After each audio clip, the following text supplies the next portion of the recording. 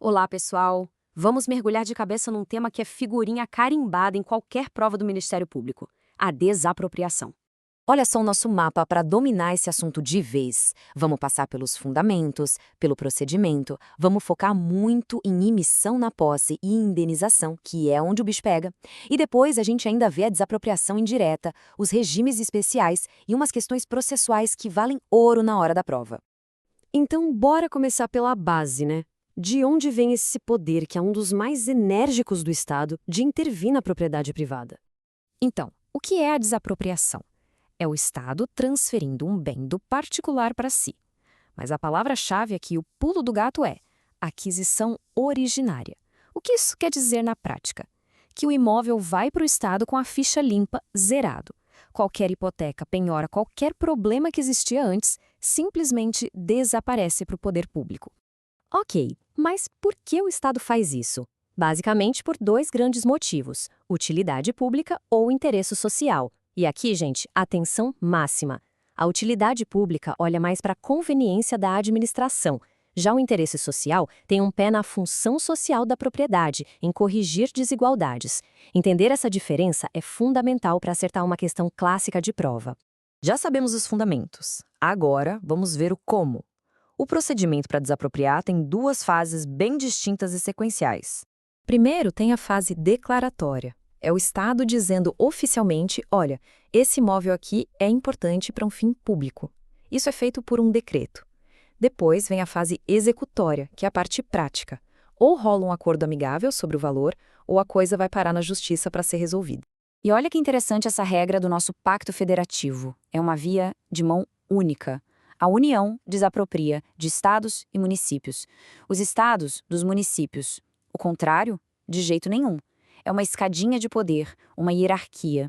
E para um ente maior desapropriar de um menor, em regra, precisa de autorização do legislativo. Agora sim, a gente chega no coração do debate, no tema que mais cai em prova e que gera mais briga na vida real: a tal da emissão provisória na posse e, claro, a indenização. A grande questão é essa. O Estado precisa do imóvel para ontem. Ele pode já ir entrando e tomando posse, mesmo sem ter pago o valor final que o juiz vai definir lá na frente? Como fica isso?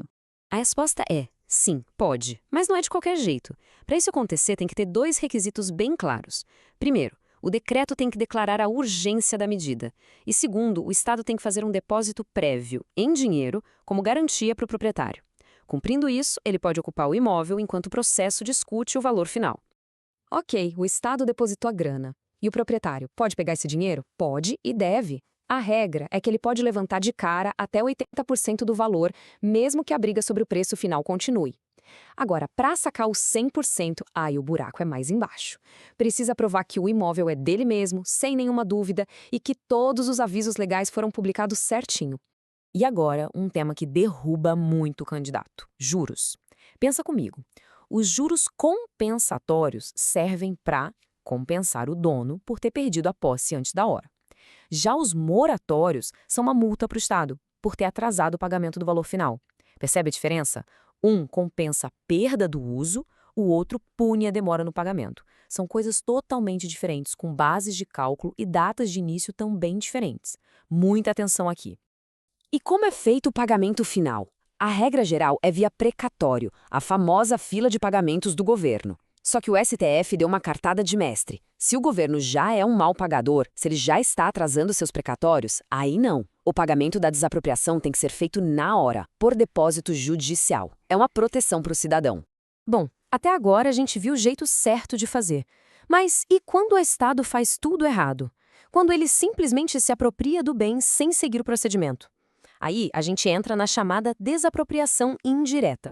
A desapropriação indireta, ou apossamento administrativo, é basicamente um ato ilícito do Estado. Ele vai lá, toma o terreno, constrói alguma coisa e pronto. O que resta para o antigo dono? Apenas uma coisa: entrar na justiça e pedir uma indenização pelo fato consumado. Mas atenção, existe um prazo para pedir essa indenização.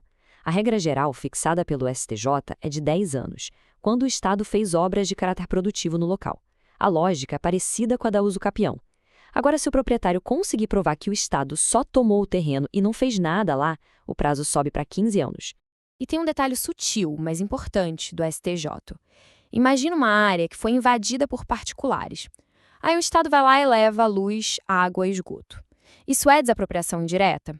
O STJ diz que não, porque não foi o Estado quem tomou a terra, ele só levou a infraestrutura para uma situação que já estava consolidada.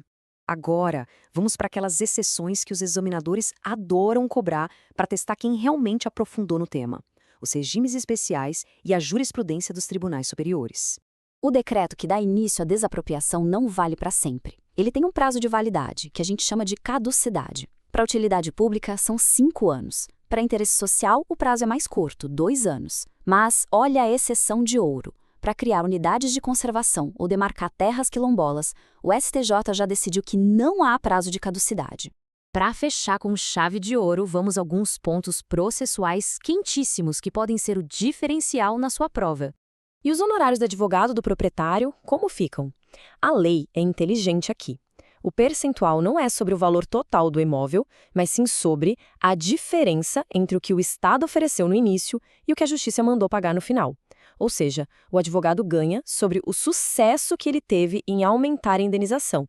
É um incentivo para brigar pelo preço justo. Outro ponto crucial: o juiz pode dizer que não concorda com a obra que o governo quer fazer? Não, não pode. A decisão do motivo da desapropriação é uma questão de mérito administrativo. O papel do juiz é fiscalizar duas coisas: se o processo foi seguido corretamente e se o preço pago é justo. A conveniência e a oportunidade do ato, isso está fora da alçada do judiciário. E tudo isso nos leva a uma reflexão final, né? A desapropriação é, no fim das contas, a simples vitória do coletivo sobre o individual, ou ela é um campo de batalha constante para garantir que essa intervenção tão forte do Estado seja feita com a mais justa e completa reparação possível? Fica essa reflexão, porque é esse tipo de pensamento crítico que eleva o nível do estudo. Se essa nossa conversa de hoje ajudou a clarear as ideias, já sabe, né? Deixa aquela curtida e se inscreve no canal para não perder os próximos conteúdos. Um abraço e até a próxima.